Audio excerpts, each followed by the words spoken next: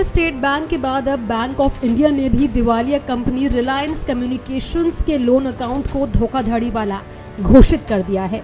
इस सूची में कंपनी के पूर्व निदेशक और उद्योगपति अनिल अंबानी का नाम भी शामिल है। ये जानकारी नियाम के फाइलिंग के जरिए सामने आई है, जिसमें 2016 में कथित धन के दुरुपयोग का हवाला दिया गया है। सरकारी बैंक ऑफ इंडिया ने अगस्त 2016 में रिलायंस कम्युनिकेशंस को उसके रोजमर्रा के ऑपरेशनल खर्च और मौजूदा देनदारियों के भुगतान के लिए 700 करोड़ रुपए का लोन दिया था। आरकॉम द्वारा स्टॉक एक्सचेंज में दाखिल जानकारी के अनुसार बैंक के पत्र में बताया गया कि अक्टूबर 2016 में स्वीकृत राशि का लगभग आधा हिस्सा एक फिक्स्ड डिपॉजिट में निवेश कर दिया गया था, जो कि बैंक की अनुमति के बिना किया गया था। बैंक ऑफ इंडिया की इस कार्रवाई से पहले भारतीय स्टेट बैंक ने इसी साल जून में आरकॉम के लोन को धोखाधड़ी वाला घोषित किया था। एसबीआई के आरोप थे कि कंपनी ने लोन की शर्तों का उल्लंघन करते हुए बैंक फंड का गलत इस्तेमाल किया।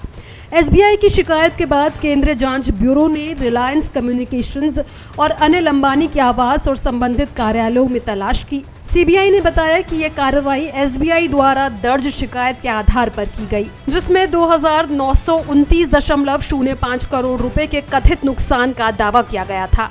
अनिल अंबानी मुकेश अंबानी के छोटे भाई हैं और उनके ऊपर भी इसी हेराफेरी का आरोप लगाया गया है। अनिल अंबानी के प्रवक्ता ने सभी आरोपों को खारिज करते हुए कहा कि वो अपनी पूरी तरह से सफाई देंगे। प्रवक्ता ने बताया कि एसबीआई की शिकायत 10 साल से भी पुराने मामले से जुड़ी है। उस समय अंबानी कंपनी के गैर कार्यकारी निदेशक थे और दैनिक प्रबंधन में उनकी कोई भूमिका नहीं थी। ध्यान देने वाली बात यह है कि एसबीआई ने पहले ही 5 अन्य गैर कार्यकारी निर्देशकों के खिलाफ कार्रवाई वापस ले ली है। इसके बावजूद अनिल अंबानी को चुनिंदा रूप से निशाना बनाया गया। आरकॉम ने हाल ही में नई फाइलिंग में बताया कि उसकी सहायक कंपनी रिलायंस टेलीकॉम लिमिटेड को भी बैंक ऑफ इंडिया ने एक पत्र भेजा है। इसमें आरटीएल, ग्रेस थॉम्स और अन्य कुछ लोगों के लोन अकाउंट को धोखाधड़ी के रूप में वर्गीकृत करने की जानकारी दी गई है। बैंकिंग कानूनों के अनुसार अगर किसी खाते को धोखाधड़ी वाला घोषित कर दिया जाता है तो उसे आपराधिक कार्रवाई के लिए संबंधित एजेंसियों के पास भेजा जाना चाहिए। साथ ही उधारकर्ता और बैंकों और अन्य वित्तीय संस्थानों से 5 साल तक का नया लोन लेने से रोक दिया जाता है। बैंक ऑफ इंडिया के लेटर के अनुसार आरकॉम का अकाउंट 30 जून 2017 को 724.78 करोड़ रुपए के बकाया के साथ नॉन परफॉर्मिंग एसेट में बदल गया था। बैंक बकाया राशि वसूलने के लिए उधारकर्ताओं और गारंटरों से संपर्क कर रहा है, लेकिन वो भुगतान करने में विफल रहे।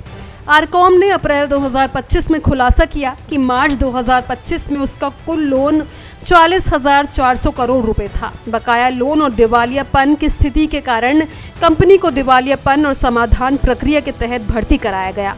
कंपनी का प्रबंधन एसबीआई की अगुवाई में बनाई गई लेनदार समिति की देखरेख में किया जा रहा है और इसका निरीक्षण एक समाधान पेशेवर द्वारा किया जा रहा है।